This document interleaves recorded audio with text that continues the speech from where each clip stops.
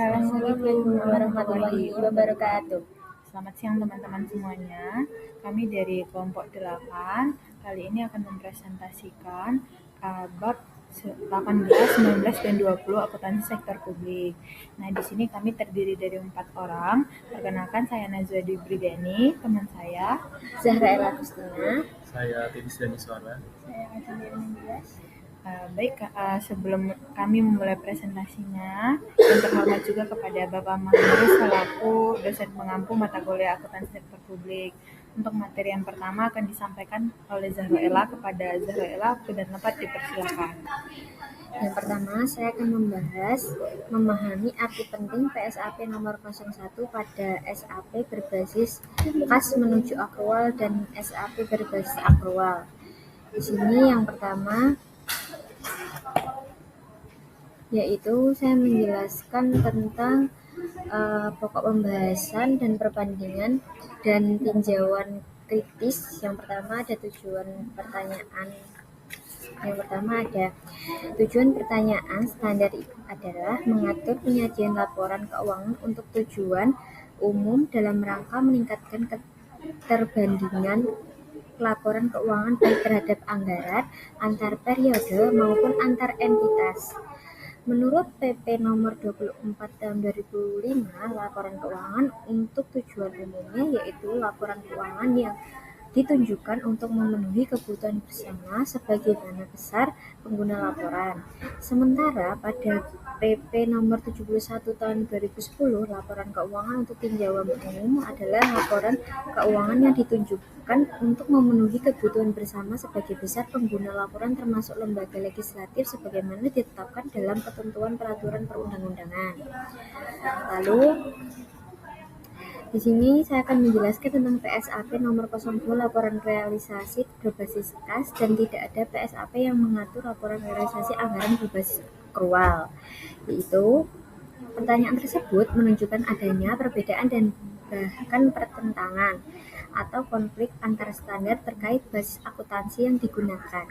Apabila dicermati, PSAP berbasis akrual menurut PP nomor 71 tahun 2010 tidak menganut basis akuntansi akrual secara penuh, melainkan basis akuntansi memodifikasinya, yaitu basis akrual memodifikasikan. Ada pula kebingungan pengguna PSAP disebabkan adanya multitafsir atau pertanyaan yang muncul pertanyaan-pertanyaan, yaitu yang pertama, laporan keuangan pemerintah sebenarnya mencangkup UU nomor 01 tahun 2004 pasal 55 dan 56. Laporan pemerintah pusat daerah adalah LRA dan neraca, laporan arus kas, dan CALK. Yang kedua adalah apabila laporan keuangan pemerintah dinyatakan menggunakan basis akrual dan yang menggunakan basis akrual hanya pelaporan finansial, sementara laporan pelaksanaan anggaran termasuk LK berbasis kas yaitu tidak termasuk dalam laporan keuangan pemerintah. Yang ketiga, apabila laporan keuangan untuk tujuan umum dinyatakan pengguna basis akrual, maka mengindikasikan adanya laporan keuangan selain untuk tujuan umum. Yang keempat, mengapa harus ada dua istilah yang hampir sama, yaitu laporan keuangan dengan laporan finansial? Bukankah finansial sama dengan keuangan? Apa bedanya finansial dengan keuangan? Kedua istilah tersebut tidak dijelaskan dalam PP nomor 71 tahun 2010. Lalu saya akan menjelaskan tentang tujuan laporan keuangan ada dua, yaitu yang pertama tujuan umumnya. Tujuan umumnya laporan keuangan menurut PSAP berbasis kas menuju akrual adalah penyajian informasi mengenai posisi keuangan, realisasi anggaran, arus kas, dan kinerja keuangan suatu entitas laporan yang bermanfaat bagi para pengguna dan membuat dan mengevaluasi keputusan mengenai alokasi sumber daya. Sementara menurut umum lainnya, laporan keuangan adalah penyajian informasi mengenai keuangan, realisasi anggaran, saldo anggaran, lebih arus kas, hasil operasi, dan perubahan ekuitas suatu entitas laporan yang bermanfaat bagi para pengguna dan membuat mengevaluasi keputusan mengenai alokasi sumber daya. Adapun eh, menunjukkan akuntabilitas entitas pelaporan atau sumber daya dipercayakan kepada yang pertama menyediakan informasi mengenai posisi sumber daya ekonomi, yang kedua menyediakan informasi mengenai perubahan posisi sumber daya ekonomi, yang ketiga menyediakan informasi sumber daya alokasi dan penggunaan sumber daya ekonomi, yang keempat menyediakan informasi mengenai taatan realisasi terhadap anggaran, yang kelima menyediakan informasi mengenai acara entitas laporan mengenai aktivitas dan memenuhi kebutuhan khasnya, yang keenam menyediakan informasi mengenai potensi pemerintah untuk membiayai penyelenggaraan kegiatan pemerintah, yang ketujuh menyediakan informasi yang berguna untuk mengevaluasi kemampuan identitas laporan dalam menandai aktivitasnya. Lanjut, tanggung jawab laporan keuangan, yaitu tanggung jawab laporan keuangan adalah berada pada pimpinan entitas dalam akuntansi sektor publik terhadap dua jenis, yaitu identitas akuntansi dan identitas pelaporan. Pada SAP berbasis kas menuju akrual tidak diungkapkan pengertian identitas akuntansi, sementara pada SAP berbasis aktuar, pengertian entitas akuntansi diungkapkan pada kata paragraf 21. Entitas akuntansi adalah unit pada pemerintah yang mengelola anggaran kekayaan kewajiban penyelenggara akuntansi menyajikan laporan keuangan atas dasar akuntansi yang diselenggarakan. Sedangkan entitas pelaporan adalah unit pemerintah yang terdiri atas satu atau lebih entitas akuntansi yang menuju ketentuan peraturan perundang-undangan wajib menyampaikan laporan pertanggungjawaban berupa laporan keuangan. Yang selanjutnya ada komponen-komponen laporan keuangan. Yang pertama ada laporan realisasi anggaran. Laporan realisasi anggaran. Yang kedua ada neraca, yang ketiga ada laporan arus kas, yang keempat ada catatan atas laporan keuangan. Selanjutnya saya akan membahas tentang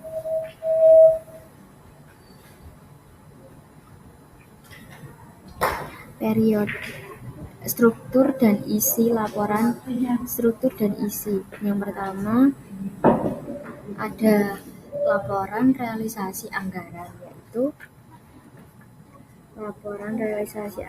yaitu laporan yang menyajikan ikhtisar sumber, alokasi, dan penggunaan sumber daya ekonomi yang dikelola oleh pemerintah pusat atau daerah dalam suatu periode pelaporan. Yang kedua ada laporan perubahan saldo anggaran lebih atau SAL. Laporan ini yaitu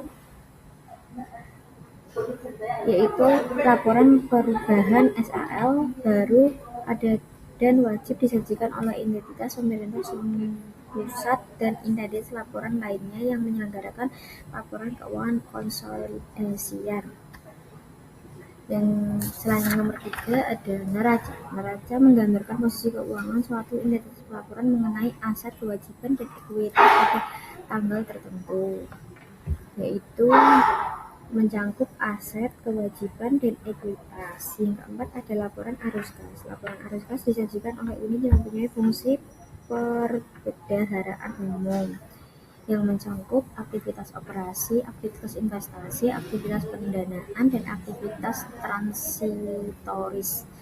Lalu ada laporan operasional, sebagaimana masyarakat bagi entitas pelaporan untuk menyajikan laporan operasional sebagai dari pelaporan finansial dan laporan keuangan pokok pemerintahan yang mencangkup pendataan LO dari kegiatan operasional, pembebanan dari kegiatan operasional, surplus atau defisit dari kegiatan non-operasional bila ada.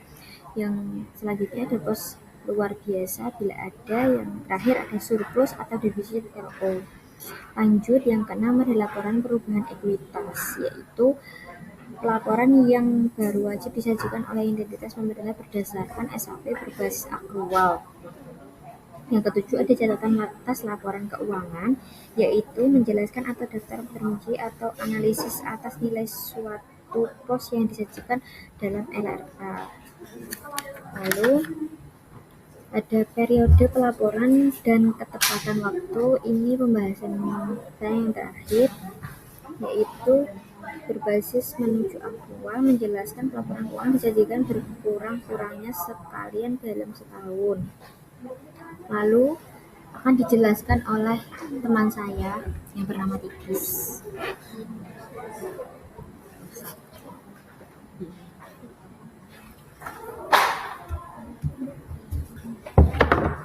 Oke, saya lanjut pembahasannya. Itu ada arti penting PSAP nomor 11. Secara khusus PSAP, maaf saya arti penting PSAP nomor 1. Secara khusus PSAP nomor 1 itu berperan penting bagi penyusun laporan keuangan laporan keuangan apa saja yang seharusnya mereka buat, bagaimana formatnya, serta bagaimana periode pelaporannya. Hal ini penting untuk menghasilkan laporan keuangan yang formatnya seragam dan di antara sesama entitas pelaporan yang selanjutnya dapat diperbandingkan baik antara satu entitas pelaporan dengan entitas lainnya, maupun perbandingan laporan keuangan dalam satu entitas antara satu periode dengan periode lainnya. Selanjutnya bab 19 yaitu tinjauan atas PSAP yang terkait dengan laporan realisasi anggaran, laporan arus kas, dan catatan atas laporan keuangan. Tinjauan atas PSAP nomor 2 laporan realisasi anggaran berbasis kas. Tujuan LRA atau laporan realisasi anggaran itu untuk memberikan informasi realisasi dan perbandingan anggaran APBN ataupun APBD dengan kinerja entitas, termasuk capaian target fiskal. Lalu basis akuntansi di sini itu basisnya kas, di mana pendapatan diakui saat kas diterima di rekening kas umum negara atau daerah. Belanja diakui saat kas dikeluarkan dan rekening kas umum dari rekening kas umum negara atau daerah. Lalu pendapatan laporan realisasi anggaran itu peningkatan saldo anggaran lebih atau SAL yang menjadi hak pemerintah dan tidak perlu dibayar kembali. Basis bruto, penerimaan pendapatan tidak boleh dikompensasi dengan pengeluaran atau prinsip bruto. Belanja, semua pengeluaran dari rekening kas umum negara atau daerah yang mengurangi SAL dalam periode anggaran. Pembayaran belanja dapat dilakukan secara langsung atau melalui uang persediaan atau P. Koreksi belanja, pengembalian belanja yang terjadi di periode berjalan, pengulang belanja, atau periode sebelumnya diakui sebagai penerimaan kembali pendapatan atau LRA.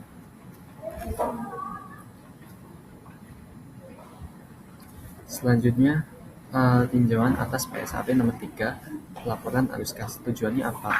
Untuk menyediakan informasi historis mengenai perubahan kas dan setara kas, serta kemampuan pemerintah dalam menghasilkan kas. Lalu basis akuntansinya itu berbasis kas juga, yaitu hanya mencatat penerimaan dan pengeluaran kas bruto. Penyajiannya disajikan oleh entitas yang memiliki fungsi perbendaharaan, misalnya BUN atau BUD. Arus kas diklasifikasikan ke dalam 3 aktivitas utama, yaitu operasional, investasi, dan pembiayaan, dan 1 aktivitas khusus yaitu transitoris. Nah, contoh aktivitas operasional yaitu pembayaran pegawai, pembelian barang, bunga, subsidi, dan hibah. Kalau aktivitas investasi yaitu aktivitas penerimaan atau pengeluaran bruto untuk aset non-keuangan. Pembelian aset, contohnya pembelian aset tetap, pembentukan dana cadangan, penyertaan modal pemerintah. Aktivitas pembiayaan yaitu aktivitas yang mencerminkan pendanaan atau penerimaan atau pengeluaran pinjaman jangka panjang. Contohnya penerimaan utang obligasi, penerimaan kembali pinjaman, pembayaran pokok utang luar negeri.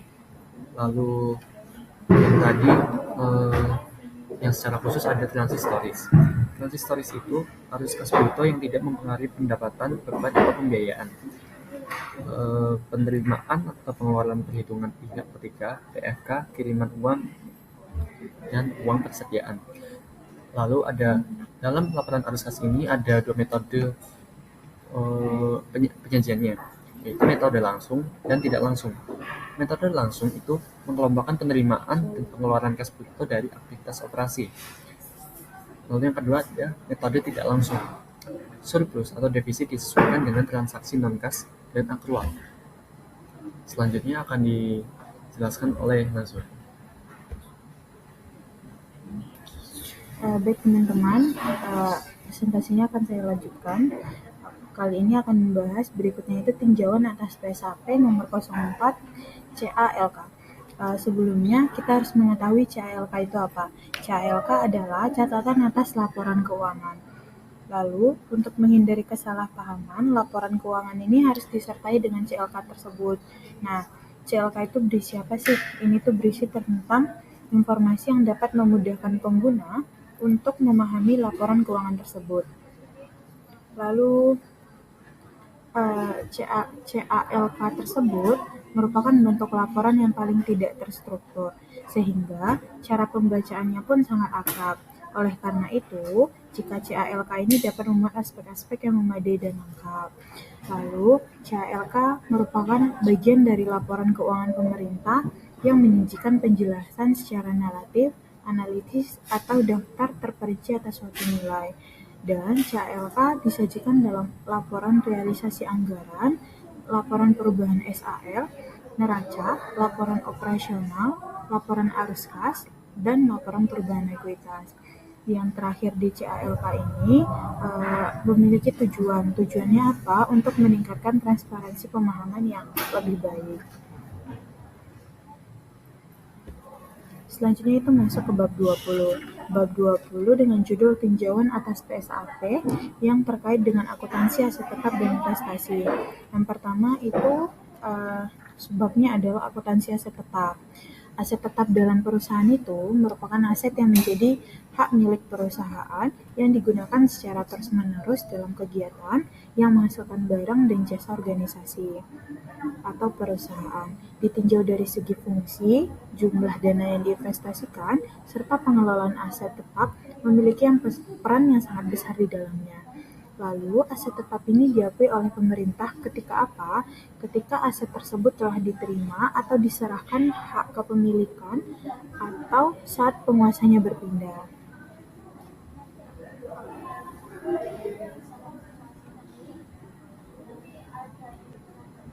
Lalu berikutnya sebabnya adalah tinjauan akuntansi aset tetap. SAP berbasis kas menuju akrual khususnya PSAP nomor 07 memuat akuntansi aset tetap. Lalu secara umum belum mengatur secara terperinci masalah-masalah yang sering terjadi di masyarakat, baik perolehan, penggunaan, maupun penghapusan atau pelepasan aset tetap. Terdapat pembahasan yang tidak konsisten dengan pembahasan pada PSAP sebelumnya, seperti pembahasan tentang aset tetap tak berwujud dan aset tetap lain-lain.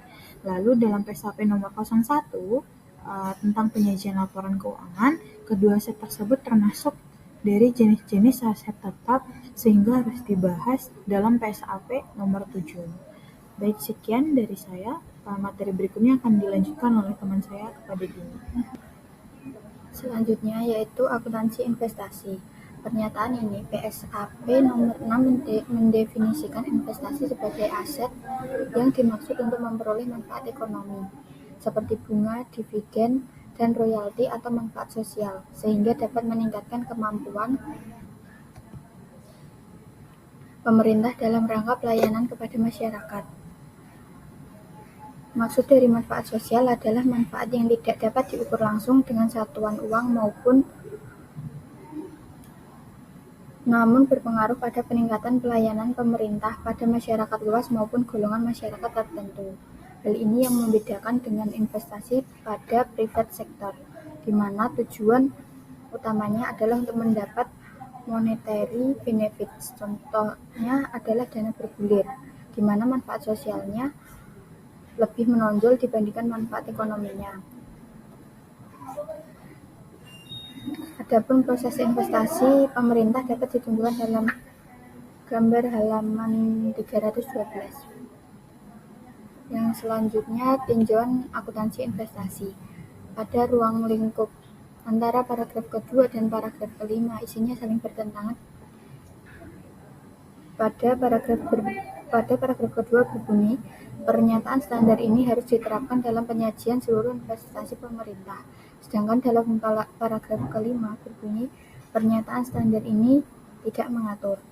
Di satu sisi standar ini harus diterapkan untuk seluruh investasi, sementara di sisi lain, standar ini tidak mengatur untuk penempatan uang yang termasuk dalam lingkup secara khas, investasi dalam perusahaan asosiasi, kerjasama, operasi, dan investasi dalam properti.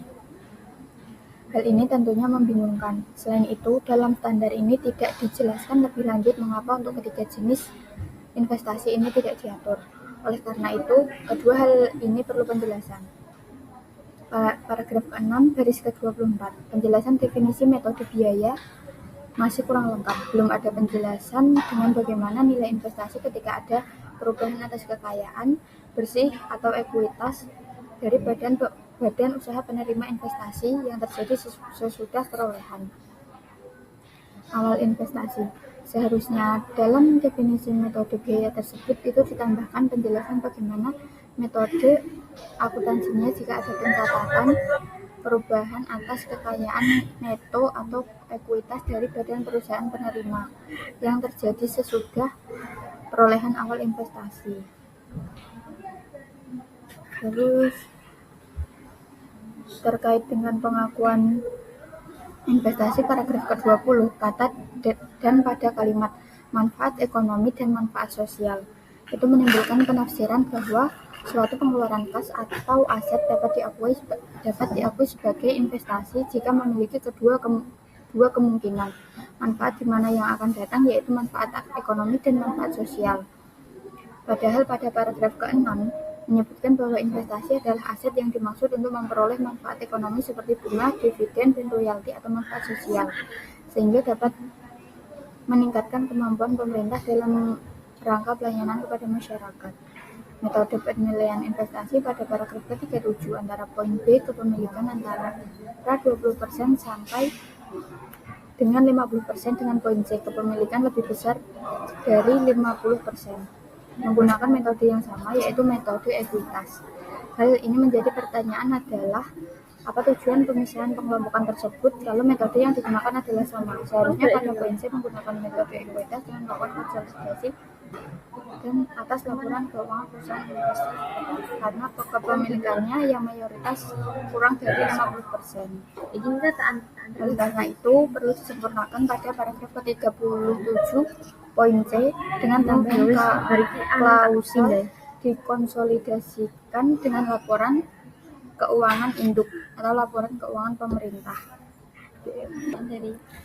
Sekian dari kelompok kami. Apabila ada kata-kata yang salah, kami mohon maaf.